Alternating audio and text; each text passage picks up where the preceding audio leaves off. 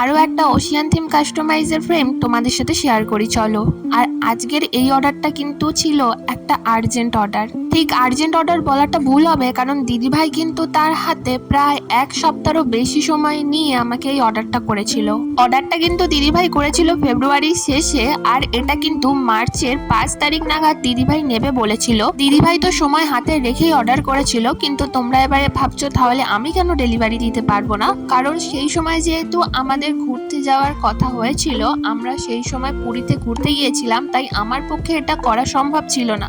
জিনিসটা আমি সময়ের মধ্যেই তৈরি করে দিতে পারতাম, কিন্তু ডেলিভারি দেওয়াতেই প্রবলেম ছিল, কারণ দিদিভাই আমার লোকেশনে ছিল না, দিদিভাই আমার লোকেশন থেকে অনেকটা দূরেই কিন্তু ছিল। তো দিদিভাইকে এটা বলার পর দিদিভাই আমাকে বলে যে তুমি জিনিসটা কাস্টমাইজ করে দাও, আমার কিন্তু এই রকমই লাগবে, আর আমি তোমাকে কিন্তু র্যাপিডো পাঠিয়ে দেবো, তুমি সেই র্যাপিডোর মাধ্যমে আমাকে জিনিসটা পাঠিয়ে দিও, তাহলে একদিনেই জিনিসটা চলে আসবে আমার কাছে। আর দিদিভাইয়ের এই ব্যবহারটা আমার সত্যিই খুব ভালো লেগেছে, যে দিদিভাই কিন্তু আমার প্রবলেমে জিনিসটা ক্যান্সেল করে দেয়নি, জিনিসটা দিদিভাই আরো সলভ করে দিয়েছে। সত্যি অনেকটা থ্যাংক ইউ এতটা সাপোর্ট করার জন্য।